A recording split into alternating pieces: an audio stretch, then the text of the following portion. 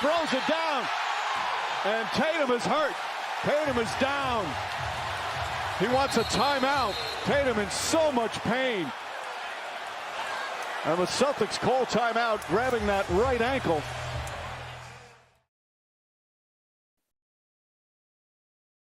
What's up, everyone, and welcome in to your Celtic source, home of your 18-time world champion Boston Celtics.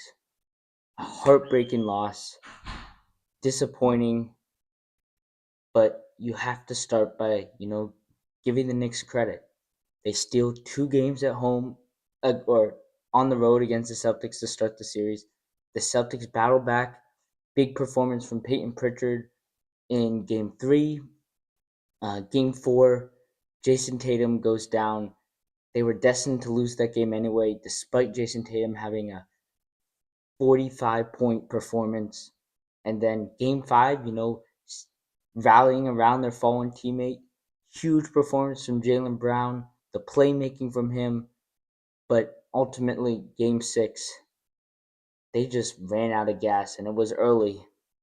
They just did not have the shooting from the beginning of the game. It was quickly a 30-point lead going into half. The Celtics, they shoot under 30% in 3 of these 6 games. That's not a way to win any series. Even with Jayson Tatum out or in, you're not winning when you shoot 30%. It is a high variance, live and die by the 3. But it wasn't even that, because a lot of these threes were wide open. You just have to make them. And the Celtics could not get a shot to fall in this series for the majority of them. The Celtics still led for almost, I think, 60% if we, include this game, which was a blowout right from the beginning. You still led for 65% of all minutes, but the 2 fourth quarter 20-point collapses in Game 1 and 2, and then the 15-point collapse in Game 4 sealed the deal. Jalen Brunson, incredible in this series. Again, not a huge performance tonight. He didn't need to, because, you're up 50 almost by the end of the third quarter.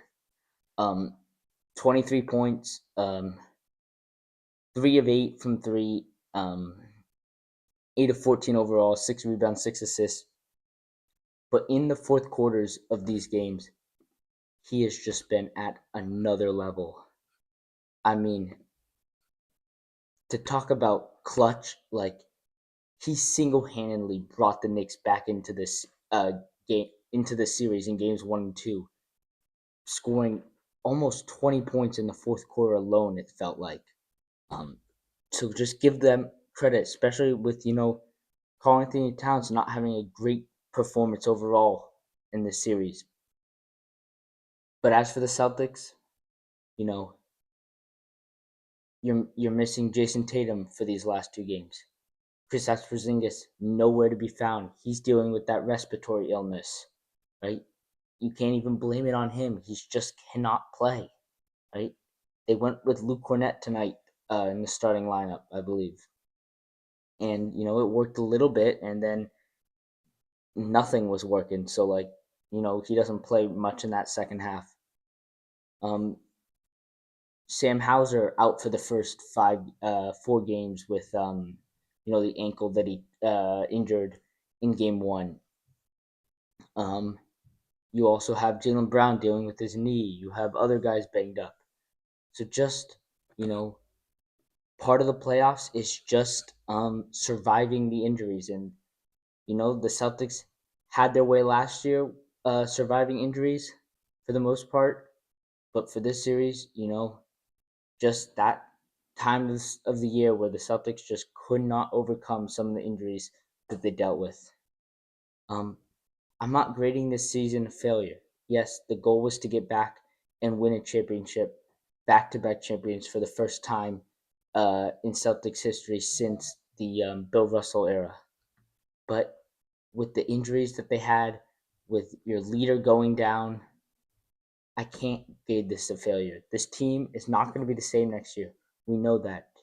They had their chance.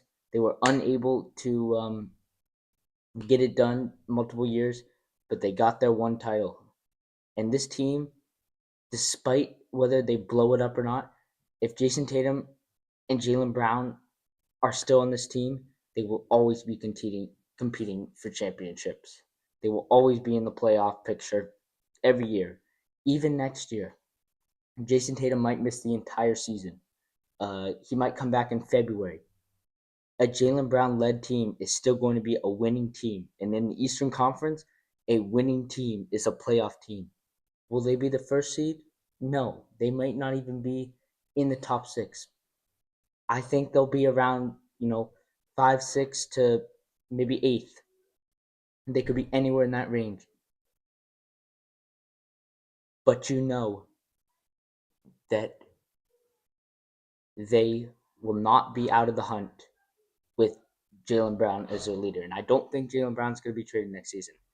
I think it's going to be Drew Holiday, Kristaps Porziņģis. It could be some guys around the edges. Sam Hauser didn't have a great season. He was dealing with the back injuries, and then obviously in the second round, he, the ankle, he twisted his ankle in game 1.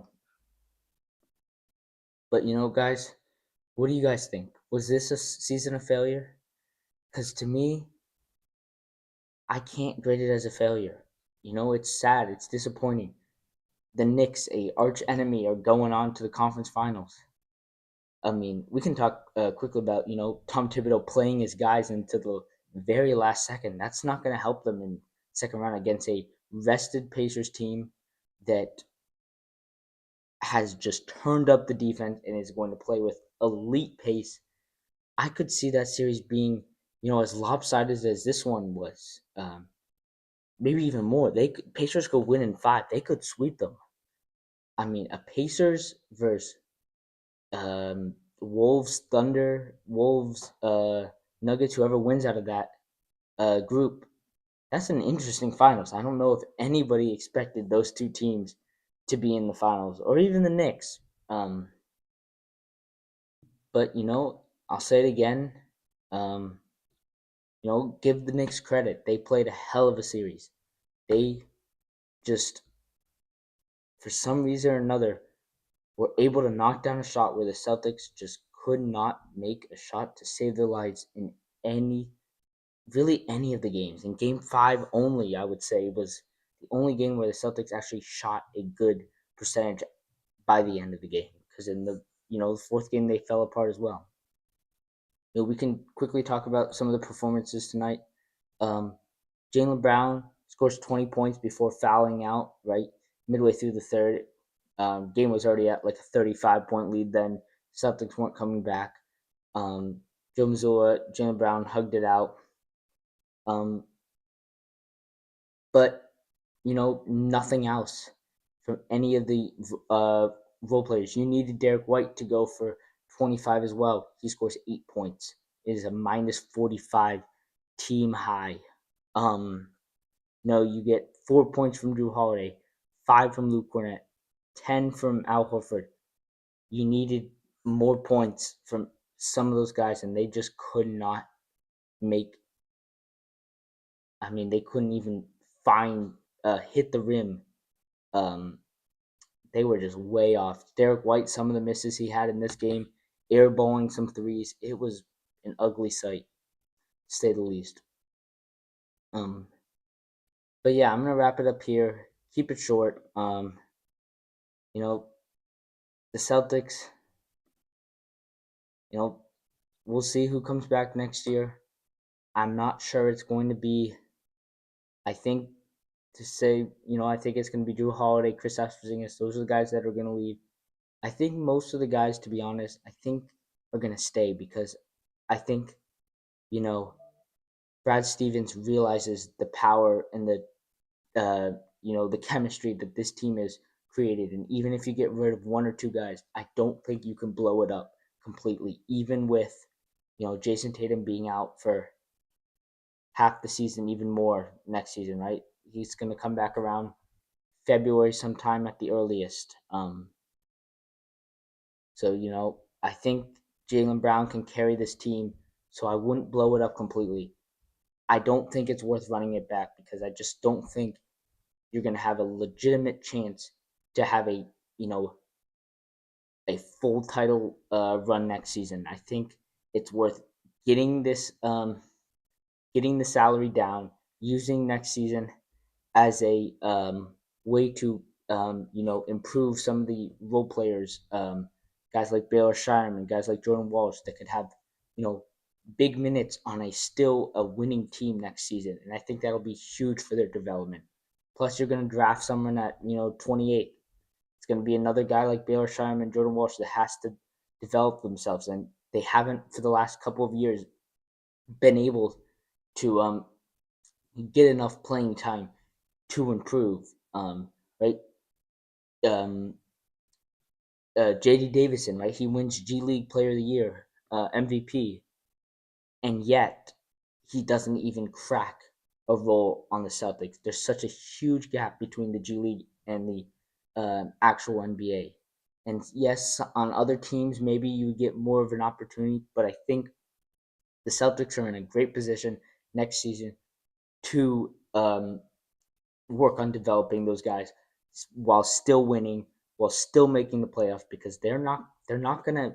It's not a tanking season next year. They have just too much talent. No matter how many people leave, this team is good enough to make the playoffs next year. And if Jayson Tatum comes back just in time for the playoffs, you could still make a run. Like, this team could win the title next year, even getting rid of key guys. But yeah, I'm going to wrap it up here. Thank you guys so much for watching. You can watch all these on Spotify or wherever you get your podcasts. We will have videos, highlights coming out this weekend and throughout the rest of the NBA season. We will be covering other games around the league, the conference finals, and obviously over the summer we will do lots of news if there's a trade or any major news of that sort. And obviously we're gonna do throughout the next couple of weeks reaction to this season and some previews for the upcoming season in the summer ahead. But yeah, that's gonna do it. Once again, Celtics fall 119-81, lose the series 4-2 without Jayson Tatum for these last two games. Guys banged up for since March, right? Kristaps Porziņģis played just eight games in March, and he, it showed in this series. He was just absent from the very beginning. I think, he's going to be the one that's most likely to go next season, which is annoying because you don't have, much center depth, especially if Al Horford retires, which we will do a full video on later, talking about the centers, talking about different positions for next season. But yeah, I got to wrap it up here. Thank you guys so much for watching, and good luck, Celtics. Good luck, Knicks. Not good luck, Knicks. I hope the Pacers win in 5. My prediction is 6, Pacers in 6, and I am going to predict Pacers, Wolves in the NBA Finals. That is one hell of an interesting matchup. But yeah, until then, 2026, Boston Celtics. It's over. Time to say it again, Boston. Anything's possible. Banner number 18 has been secured.